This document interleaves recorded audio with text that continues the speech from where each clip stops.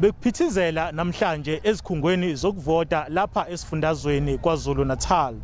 Balinganiselwa ngaphezulu kwezinkulungwane ezingama-40 abantu abebebhaliseleke ukuba ingxenye yalolu ukhetho lokuchibiyela. Amaqembu ezombusazwe ke nawo abephume ngobuningi bawo ukuzonxenxa ke abavoti ukuba baqinisekise ukuba izwi labo liyezwakala kulolu ukhetho lokuchibiyela. Ngaphambilini ke sike saba nethuba lokukhulumisana nabanye abaholi bamaqembu angenele lolu ukhetho lokuchibiyela. Ake sizwe ukuthi batheni.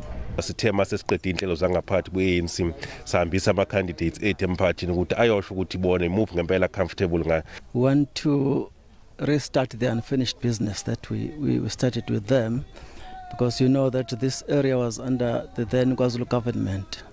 The roads that you see here, the houses that you see, those are the results of the government that was there. We have spoken to everyone that we believe we should have spoken to.